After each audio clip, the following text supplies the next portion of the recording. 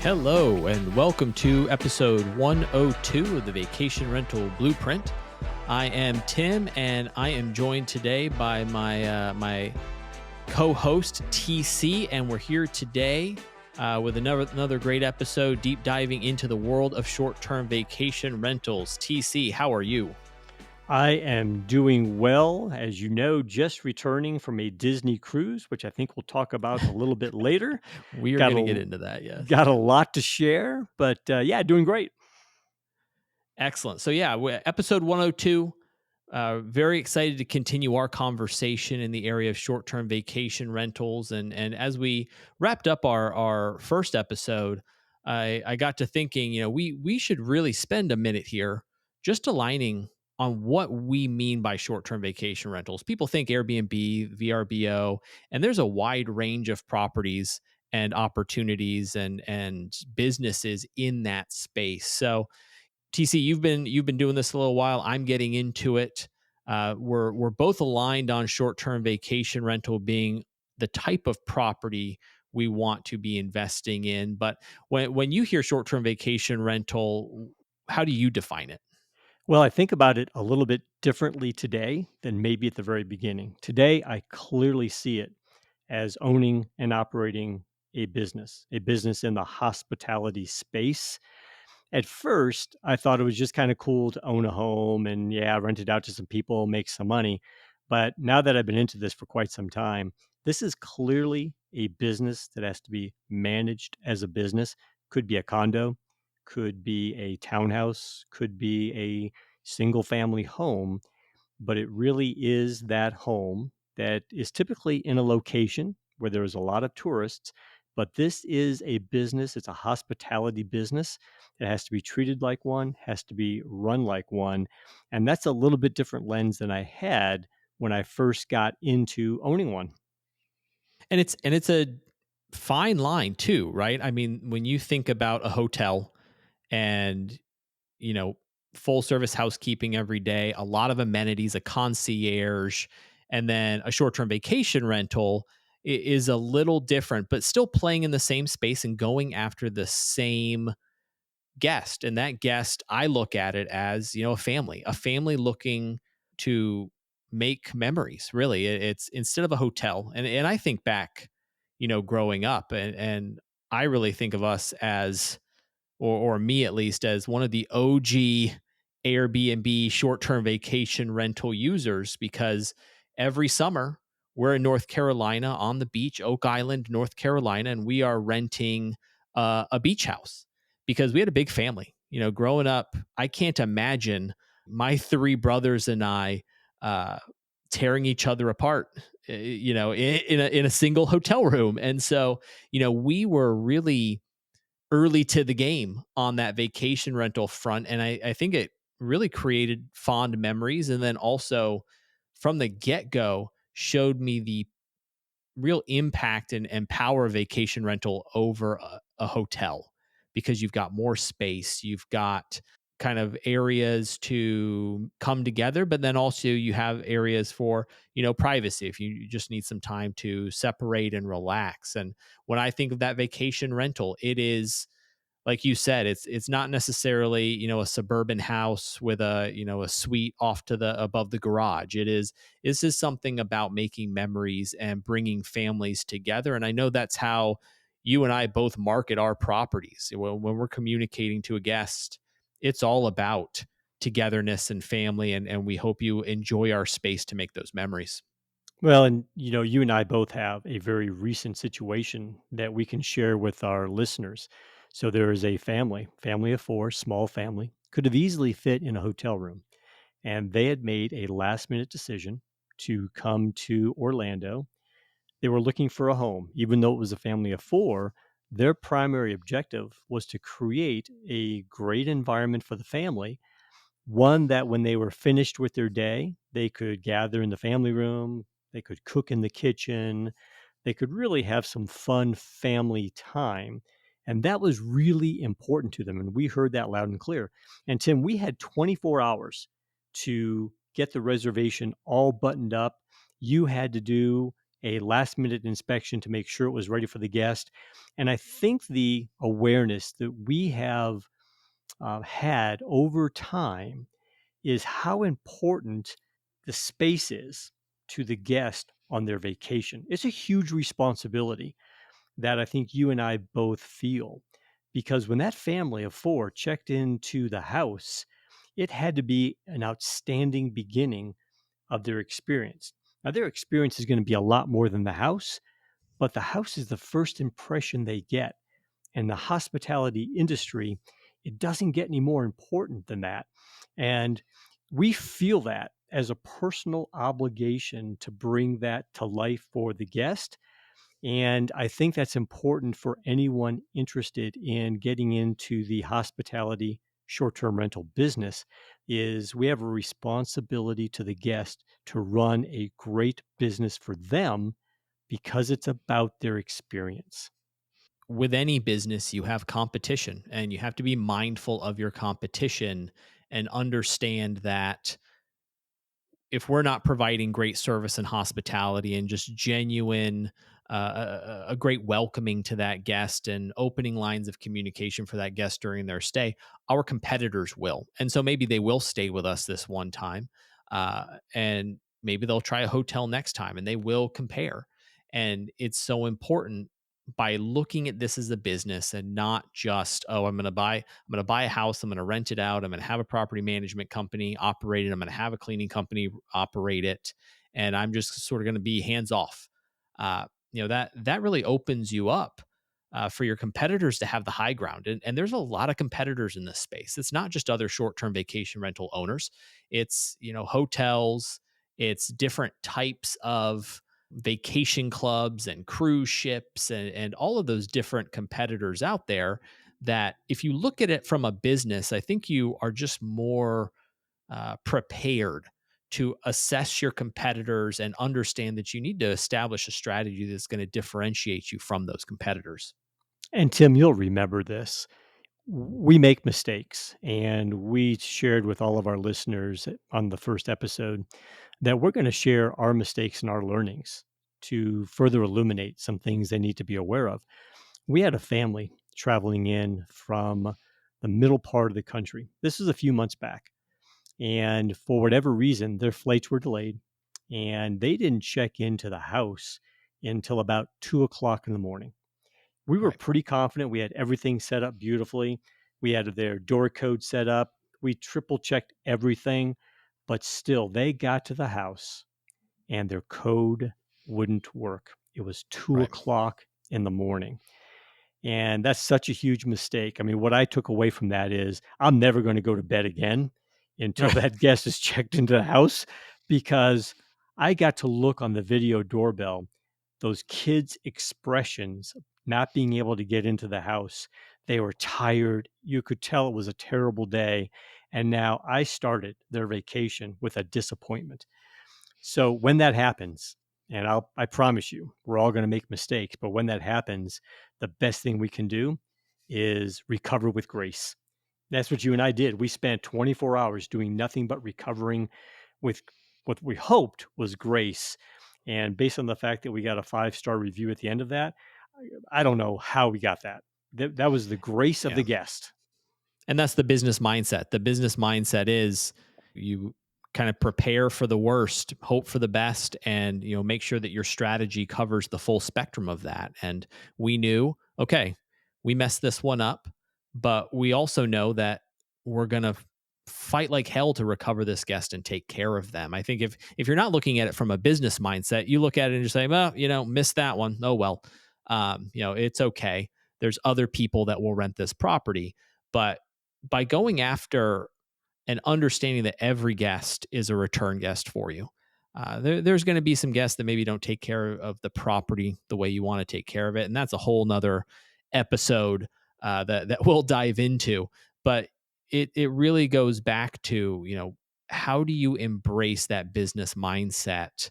And maybe you don't have extensive business experience. I mean, you and I are very fortunate that we have all of the years of hospitality and service experience to understand the steps to recover, the steps to win a guest back, And also, how do we over deliver on expectations? So we've got that experience, but that's why we're here. Is we really feel like it's a model that we can share.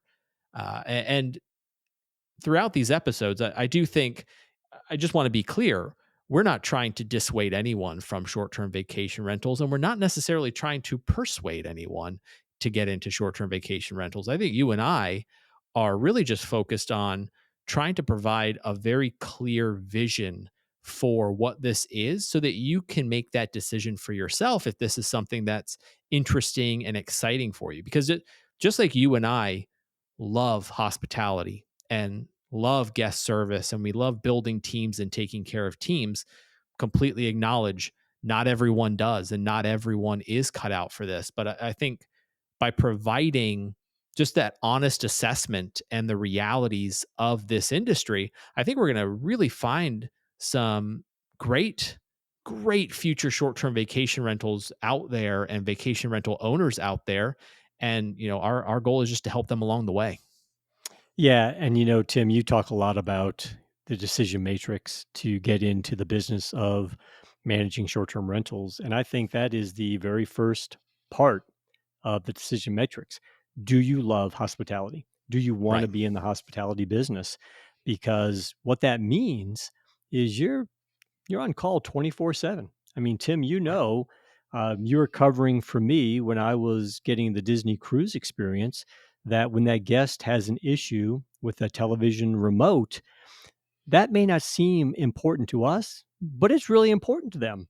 They were Right. playing games in the game room. They wanted to watch that TV and Tim jumped in the car and went down and resolved it. You've got to love the hospitality business and the minute you view the guest and their issues as a burden, it's probably a clear sign that it's not the right business for you. But as Tim said, we're not trying to convince you to or not to. We're just trying to provide you a lens to make good decisions. And then if you make that decision using that decision matrix, then I promise you this podcast is going to give you a lot of practical experience. It's going to be mistakes and lessons learned that we've had that we're willing to share. And that's going to guide you through, hopefully, the confidence and the competence to manage your own short term rental. And I think we've got individuals uh, that we talk to all the time, and they want to know if well, should I be doing this? And it's like, again, this is really a decision that you need to make, and we've got a decision matrix that we ran through, and we can advise you on how to make this determination for yourself. But it does, first and foremost, if you have a home with 11 televisions and one of the remotes on one of those televisions isn't working, and you find yourself thinking, "Oh, I no, they just need to use some of the other 10 televisions," or, "Oh, I'll just hire a property manager for that." Um, that maybe isn't the right answer. Not that there's a right or wrong answer, but that's if you're not willing to jump in and do those little things, you're not going to be able to create these memorable guest experiences because something's always going to go wrong. Someone, in our case, someone wasn't able to access the space. Someone's remote broke. Someone's AC broke. And if you find yourself answering the question of what would I do in that situation with, well, I would just call my property manager. Maybe you should really think about other opportunities in the rental space, but maybe not that vacation rental, because vacation, as soon as we add vacation into our equation, we're talking about emotions. We're talking about memories. We're talking about families, things and experiences that, kids and parents are going to carry with them for a very long time. You really do need to take that extra level of ownership into that experience, understand the responsibility you have in helping those individuals have a great time. Well, and we're going to spend a lot of time emphasizing the importance of hospitality because we both know that as we're now coming through the COVID era and we're now really into that post COVID era, there's a lot more competition out there. So if the Right. guest is having bad experiences with their VRBO, their Airbnb, their short term rental in general, they will start to look for alternatives. And there's more competition in this space today than ever over the last 3 years. Over the last 3 years, short term rentals really had an opportunity to command very high rents because there were very few options. Not the case today. As a matter of fact, the reason that we decided to go on the Disney cruise is we were told by some very close friends of ours, hey, if you want to experience hospitality at the highest level and understand what the real competition looks like, do a Disney cruise and really understand what hospitality is about. And that may change even how we look at guest relations and hospitality for our business. We're really coming out of a space in a time period with COVID and just general travel restrictions and challenges, and maybe even a little bit of fear from those families wanting to travel, where cleanliness was of the utmost importance for those travelers during that time period. And coming out of it, that hasn't changed. But I do believe that what we're seeing going back to the competition is many hotels really scaled back their housekeeping. And I know Disney recently updated their policy to just double down on frequency of housekeeping in every hotel room in all of their properties, no matter what price tier it is. Everyone's getting housekeeping every day of their stay. And so again, a lot of those competitors are upping their game. What I'm seeing and what I'm hearing in the area of short-term vacation rentals and some guests who have stayed at other short-term vacation rentals is there's some misses on cleanliness that are starting to pop up more and more. I'm proud to say that we don't have that issue because we focus and we understand the importance of cleanliness. Again, coming from our backgrounds, we understand that we've got to make sure that this is a beautiful, clean, pristine property. But we do have our competitors really doubling down at a time period where some short-term vacation rentals out there seem to be tapping on the brakes a little bit on attention to those details. And this again goes back to that decision matrix is what are you willing to do? What are you capable of doing to maintain a high level of cleanliness? And even with the cleaning company, how will you manage them? And there's some great cleaning companies out there. There's some cleaning companies that struggle and they really manage a business around accepted churn of customers, meaning we're willing to promise you the world to get you on board, and then we'll sort of skirt by until you go look for another cleaning company. We're very fortunate with our cleaning companies and the groups that we've worked with that we don't have that struggle, but it is just another level of that decision matrix on what is your mindset of cleanliness and organization for a home, and what are you willing to do to maintain that? That's jumping ahead on the decision matrix because there's a lot that goes into determining if this is the right fit for you. But that's definitely one that you want to think about because a guest having an experience and giving feedback that the experience was not clean and organized, that's a death blow right there. I think in a lot of cases, and maybe not maybe. I know I'm a germaphobe, so I will always own up to that. So, why don't we get into the details? So, when I think about that decision matrix that I went through, the first question that I really had to deal with is, do I want to own and operate a hospitality business? Do I want to be available to guests 24/7? Because you have to be. When there are issues, you have to be willing to be available. And do I love hospitality? Do I want to be in that business? Answer was yes. The next question is, are you willing to educate yourself on parts of that business that you might not be familiar with, like paying state and local taxes on a monthly basis, like having the appropriate licenses to operate your business and keeping those updated? I mean, there is a business aspect to this that requires some administrative work that you have to be willing to do. The next piece was all about the financial model. What are my expected returns? What do I need to make as a return on my investment? And then when I build my financial model, am I going to make those returns? Tim, that's how we came to the conclusion that we were going to self manage.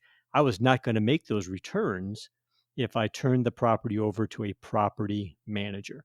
So, managing the property myself, I was going to make the returns I was looking forward to, And because I was going to materially participate in the management of that house, there's some tax advantages that we'll talk about on future episodes.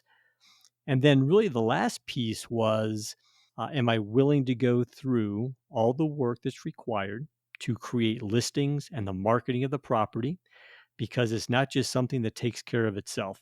It's something you have to actively work on. You got to keep your listing updated, contemporary, current. Am I willing to do that on an ongoing basis? In other words, this is a fairly active business to participate in. Was I willing to do all of those things? And I answered all of those yes. And I'm very happy I did. It was a great decision. The financial model is working the way we expected. We're able to manage the property the way we want to manage it. And it's a matrix that I think everyone has to walk through, as opposed to, and Tim and you and I have both heard this, as opposed to my friend told me I could make a ton of money, Right. therefore I'm going to buy a property.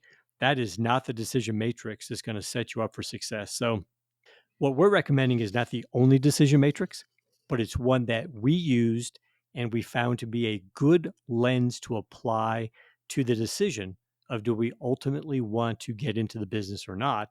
And then the final piece was, can I purchase the property at a price that fits within my financial model? Because if you overpay, what you're really doing is you're paying too much for an investment and therefore you won't make the return. It's like buying a stock at its very highest price, only to be disappointed when the stock price starts to drop and you're losing money. So, all of that was what went into our decision matrix. We answered all of those favorably, and we decided to take the plunge and purchase. Well, and this gets me. I was having a conversation with someone I work with earlier this week, and they were talking about just the subject. They're going through their decision matrix right now on a short-term vacation rental, and we talked about, what are your goals? What do you want to accomplish here? Just broadly speaking, and their response was, I want a place to bring my family whenever I'm in the area, and I want to be able to cover the mortgage. And I mean that opens up a lot of follow-up questions because I hear that a lot. Well, I just want to cover the mortgage, but it really gets into that financial model is so imperative because covering the mortgage, there's a lot of incurred expenses that go into operating a short-term vacation rental, and it's not just self-managing versus property managing. It's not just cleaning, paying for the cleaning, which, that'll just be passed to the guest staying there. There's a lot that goes into that. And that's the question I get a lot of. Well, how much will it cost to operate a short-term vacation rental? Because I need to understand on the financials if it's not just about covering my mortgage and not being left with a bill at the end of the month.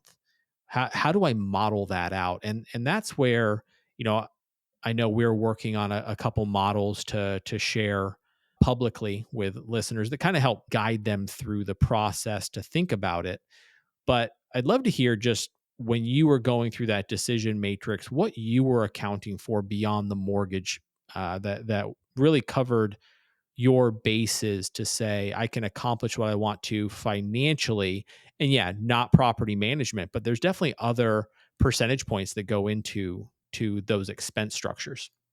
Yeah. So, when I started building the model, the first question really was how much can I afford to pay for this house? And what's that mortgage going to be? So, there's expense number one, it's your mortgage. But then in some areas, you're going to have HOA costs. For us, we have two different HOAs that we pay. So that's an additional expense. Even if the house is not occupied, you have electric and water bills. Right. You have annual licensing fees. You have various platform fees that you have to pay. You're going to have ongoing repair and maintenance. And just like your personal property, you've got an air conditioning system in that house. It has to be serviced a couple times a year to make sure it's operating well. That's a cost. The same with plumbing. You've got to have your hot water heater, if you have one, serviced once a year. That's a cost. If you have a pool, even if the house is not occupied, you have to have that pool cleaned. So you start to really build all the different expenses you have. And then, Tim, you and I both know that even though we built a very comprehensive model, after the first couple of months, we found expenses that we hadn't thought about.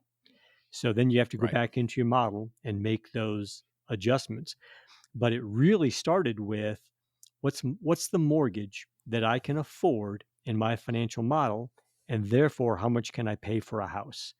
And if you don't take that step and you overpay and you have a mortgage that's too high, not supported by the rent you're going to be able to command, that's when your model is under immediate pressure. But I think our recommendation would be think through all of the expenses you're going to have for that property and build your model as comprehensively as possible, because what you don't want to have is surprises down the road. Right. It really does start with your revenue model. It starts at the top. And if you're modeling a 90% occupancy at a $400, I mean, you have to be very careful here to not aspirationally build a revenue model to match your mortgage. And I would say that's a mistake I see fairly often, especially as we've seen interest rates rise and continuing demand for investment in short-term vacation rentals, you're seeing tendency to make the revenue model match the mortgage and not have a real honest assessment and really sit down and do the math of what is a 90%, what is an 80% occupancy really mean? How many days is that? And if you only have 52 weekends out of the year, what does that really do? And what do you need to deliver on an occupancy and an average nightly rate? And then is that realistic? It's really challenging. And I've I've definitely fallen victim to that back in my hotel days of, oh, well, yeah, we'll totally be at a 85% occupancy. And then you start to think about it and what did I just did the math here. What did I just commit to? Because that's in some cases, that is when you factor in seasonality, depending on your location, you can really put yourself in a tough spot to not be able to hit that top line revenue goal, which really just causes your financial model to crumble. Well, and we'll talk about this on future episodes. How do you establish realistic nightly rates on a seasonal basis? And then what should you plan for occupancy? There's a lot of thinking that goes into it. Future episodes, we'll share how we think about it. We think about occupancy very differently today than we did at the very beginning of our endeavors. So, in future episodes, we'll dig deep into how to establish pricing, how to set pricing, and how to think about occupancy and what's one way to manage it. And there's a lot of great locations across America to invest in a short-term vacation rental opportunity. And one of the advantages to living in the age we live in is you don't necessarily need to live locally, but you do need to factor your distance from your property into your decision matrix. There's a lot of missed opportunity to not planning to be on site at your property incrementally throughout the year. I mean, there's not saying every weekend you need to be at your property, but you definitely want to build that model in to say, okay, well, if I live in Atlanta, Georgia, let's pick somewhere. If I live in Atlanta, Georgia, and I'm going to invest in a short-term vacation rental in Central Florida, Orlando, Florida, take full advantage of the theme parks and all of the family travel in and around this area. Okay, well, how frequently do I need to be planning to be in the area? How frequently do I need to plan to walk through the property? And I'd love to hear your thoughts. I mean, you've got some distance between you and some of your vacation rentals, but I know you model out travel to make sure that you have eyes on your properties uh, relatively frequently so that we can match our high level expectations to what we're delivering with to guests. Yeah, we clearly made the choice not to be detached owners because we've seen what that can result in.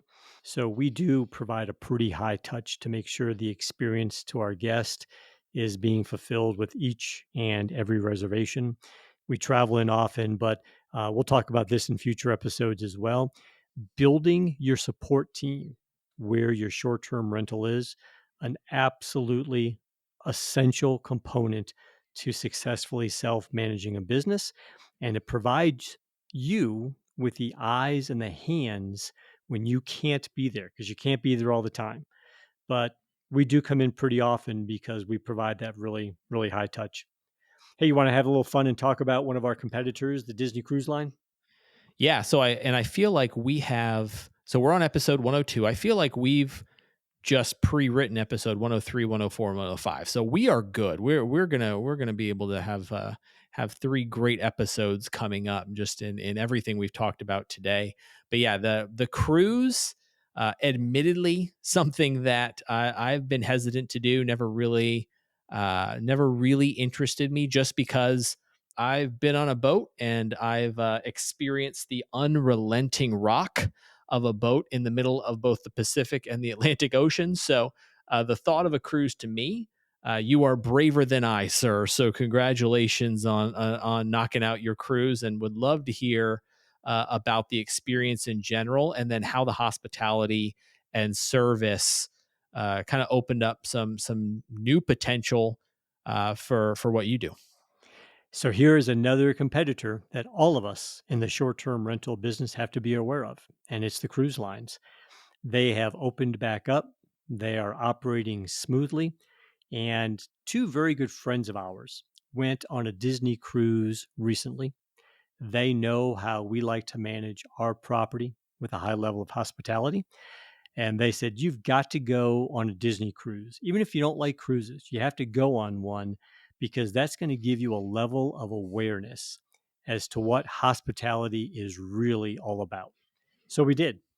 We booked a 5 night trip on a Disney cruise, having never been on a cruise ever before. And I have got to tell you, Disney does it right. They Okay. take hospitality to an incredible level. So let me give you a couple of lenses here. First, you've got to put yourself in the lens of that family of 4 or 5. And we saw a lot of those. And we took Okay. the opportunity to talk to a lot of them. Family of 4 or 5, they're spending, let's call it $2,000 on 5 nights at sea. So you break that down to an average nightly rate. That's what we're competing with in our short term rentals. What do they get for that $2,000? They get all the food you can imagine, and they get a cast member to guest 3-to-1 ratio. So for every Oh wow. 3 guests, there is a cast member. So there were 2,800 people on our boat. We had 1,100 cast members supporting us. Okay. And what does that mean? That means as you're walking down the hall to your room, they call you by name. Our hall hostess name was Greg. And Greg would say, Tim, Pam, welcome back. Anything we can do for you? We went to dinner, and your dining team, your servers, follow you every night. So no matter what restaurant you're at, you've got the same servers and they know you by name. And they pay very close attention to what you like, and they make sure you have it. They call you by name. They made origami. They did card tricks at the table for the kids. They really understand the importance of family time and vacation time, and they apply it to every aspect of hospitality. And you think about that family of 4 or 5 paying $2,000 for 5 nights, that level of hospitality, that is a real choice that travelers, vacationers have that we in the short term rental business have to pay close attention to because it's a level of hospitality that challenges us to do an even better job. We were blown away by the level of service, the fact that they knew your name, remembered your name, and everything was about taking care of every excruciating detail to make sure your vacation time was exquisite. If you like cruises, I highly recommend Disney Cruise Lines. They knock it out of the park. So much so that we've never done a cruise in our life. We just did one. I promise you, we're going to do a couple more because it was a level of vacation and hospitality that we enjoyed, and a lot of people do. So, short term rentals, all of us, we got to be aware there's a level of hospitality out there that we are competing with, and it's called the Disney Cruise Lines. Talk to me about kind of the rooms. I think that's one of the pieces that I'm always curious about in a hotel. Essentially, a hotel on a ship is the feeling of maybe a little bit of claustrophobia, tight spaces. What was your impression of the design, the attention to detail in the room? Because when I think about our short term vacation rental, that's something that we take a lot of time to perfect on our end. And I'd love to kind of hear what your experience was in that respect on the cruise. Well, the level of cleaning and cleanliness is phenomenal. We never had one issue at all with cleanliness. And think Mhm. about this. I think this is true for Disney Cruise Lines.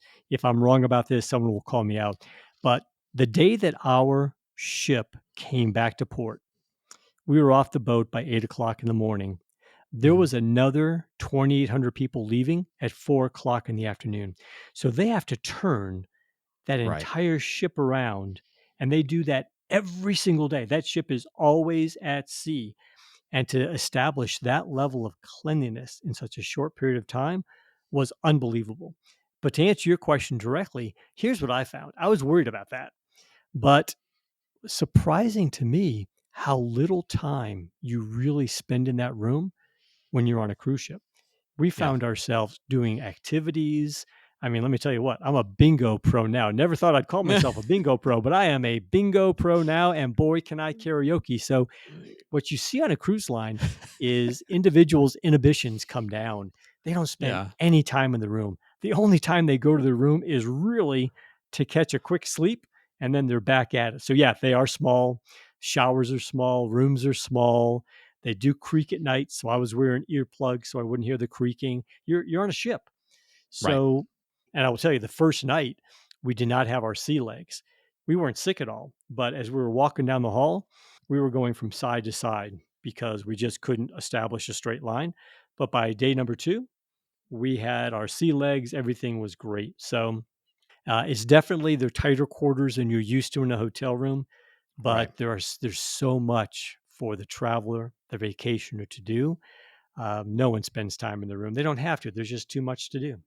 And you cruised the Pacific, correct? We cruised down from San Diego to Cabo San Lucas. Okay. And so we were in the Gulf and then for a moment in the Pacific. And then we came back and stopped in Ensenada before we returned to San Diego. So 5 nights at sea. We were busy every minute of the day. Cleanliness great, service great. And again, think about that. The fact that I'm now saying I'm going to cruise again, that means I'm not going to be going and spending money somewhere else. Right. And that's what we as vacation rental owners have to think about is we've got to support each other. This is a short-term vacation home ownership community and we have to support each other because if a guest has a bad experience in one short-term vacation rental, that all of a sudden puts a black mark on all. So we've got to all step up our game so that we can compete with hotels as they are opened back up, cruise lines, they're opened back up. A lot of competition. We've got to step up our game. And then just thinking about after a guest stay as a short-term vacation rental owner, the follow-up for me is making sure they had a great time, giving them an outlet for constructive feedback or just telling me how their experience was. And then also how do I secure their next stay? How do I start to drop the tea leaves around their next stay? What does that look like on the Disney end? Because Disney, I think, is an expert at securing your next visit and keeping the cruise experience top of mind for future. And I know you just got back, but right now you're thinking about booking another cruise. I can hear it in your voice. You want to ride that high, and as a company, you want to take advantage of that great experience a guest has had. So, what do you do from a short term vacation rental, and then what have you experienced so far on the cruise that is really capitalizing on your great experience to get you thinking about the next time you're going to be Well, staying. they take their surveys to heart. You cannot leave that ship without putting your survey in the survey box Mhm. upon exiting the ship. And it is a detailed survey asking you for feedback on every aspect of the cruise. And it wasn't all sunshine, rainbows, and roses. The internet connectivity on the ship was terrible. And Oh, for I know. me, Yeah, I couldn't get a hold of you. yeah, I had to work. I'm getting Right. I had to work and I couldn't get connection anyway. Come to find out, it's the only ship in the Disney fleet that has not upgraded their internet service. Of course, I had to pick that ship, Right. but they cared. They cared. I mean, every day I'd be walking around and they'd say, "Are you having any better luck with the internet?" So they were Right. paying attention. They cared. That survey, every person I ran into told me the importance of that survey. And it's not just a survey on their cast members, but when you do adventures at port, the individuals leading some of those adventures are partners, not Disney Mhm. team members, but partners.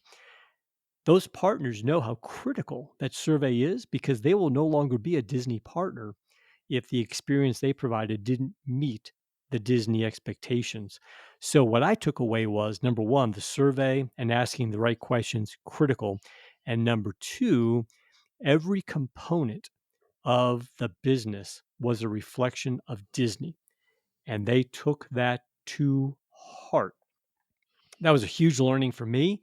And it's one that I will certainly think very differently about now in the short term rental business.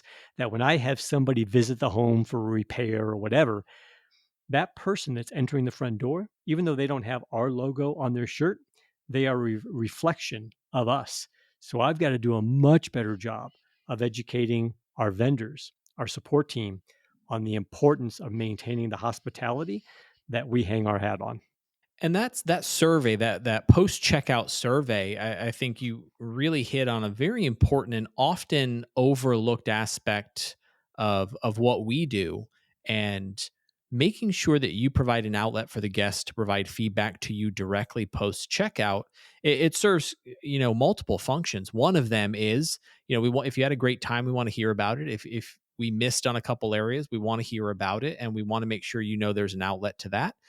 Some of it's a little bit of kind of defense where you don't want to be caught off guard on a review. You don't want to be caught off guard on a public review to a guest stay where you find yourself saying, I had no idea. I had no idea they had this issue. You want to create that line of communication with your guest before, during, and after their stay so they feel that they can come to you with opportunities and then you have the opportunity to address it, because that is the worst feeling. If you ever have that feeling where you get a bad review and you weren't expecting it, that's a tough one. Well, and the feedback that we've received and how we have incorporated it into our offering. So, let me share with the listeners some of the things that we've heard from our guests. We provide a K cup coffee machine, and the guest feedback was, please don't make me run to Target or the grocery store as soon as I check in. Please provide some coffee pods. So now Right. we provide a full rack of coffee pods. The next one was, when we're sitting on the couch watching TV at home, we'd love to have throw blankets. Be great to have some of those. So we invested in throw blankets. We make sure they are spectacularly clean with every turnover, and they're available to our guests. The next one was provide me with enough of the things that I need so that I don't have to start stressing day one. Laundry detergent, dishwasher pods, plenty of trash bags, some sort of cleaning solution. So don't make me jump in my car and run to the store right away. Provide enough of those things that I can really start my vacation with a nice peace of mind. And, with all the feedback we Yeah. receive, we continue to adjust. We had one guest ask for a hot water kettle. They wanted to be able to make tea, and we didn't provide that. So now we provide that. So Right. we really do try to listen. We ask for that feedback because we want it, and we try to respond very, very quickly. Now, I will not tell anyone that we are perfect.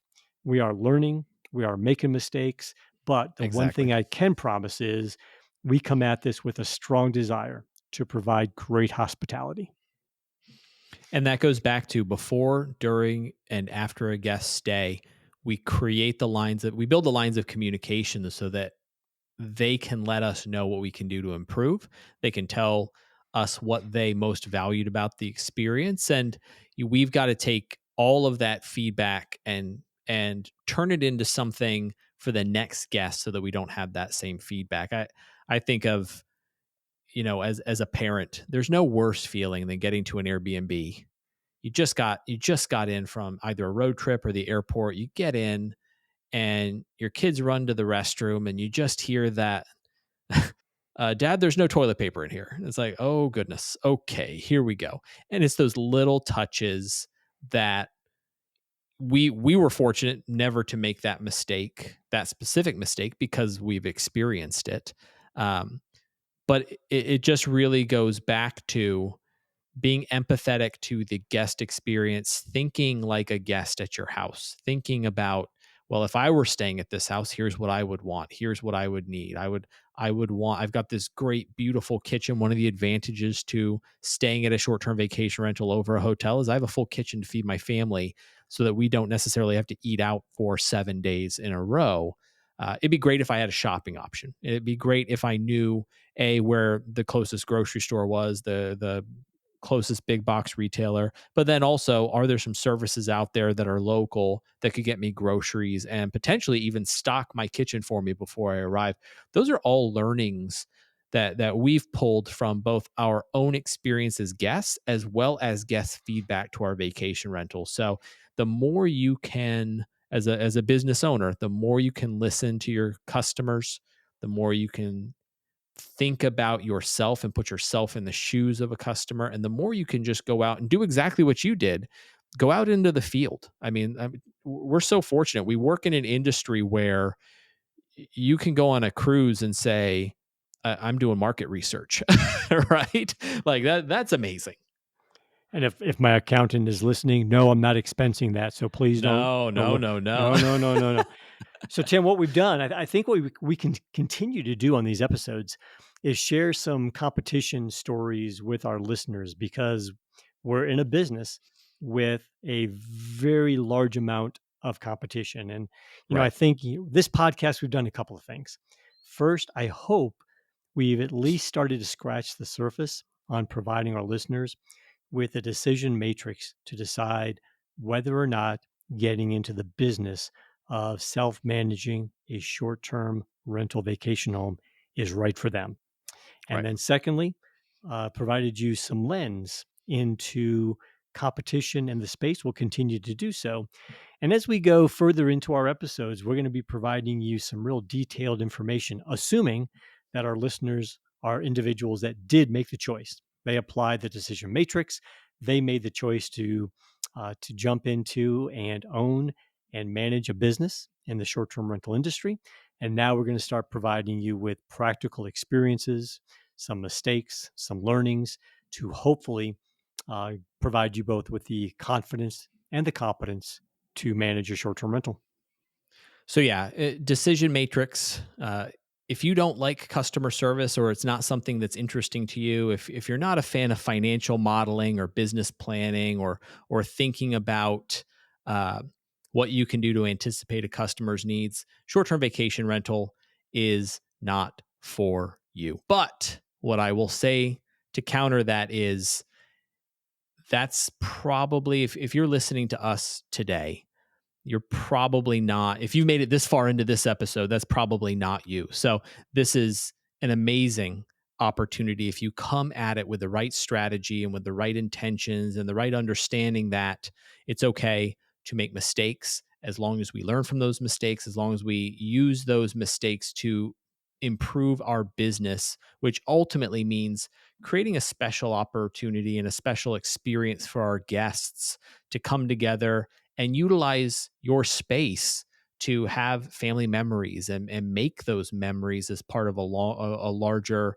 vacation experience that they're having. So the first step run through this decision matrix, ask yourself these questions, and be honest with yourself. And if you find yourself saying, "Yeah, this sounds very exciting," well, we've got a lot of great content and information to share with you specifically to help you along your path. So, Tim, it's been another great informative episode. I'm so glad you enjoyed the cruise. I think you and I can talk further on offline because I'm still not sold on it, but that's just me and my eccentricities. So we'll go a little further into that a little bit later. But another great episode. Thanks for the time today, and really appreciate it. Talk to you soon, everybody.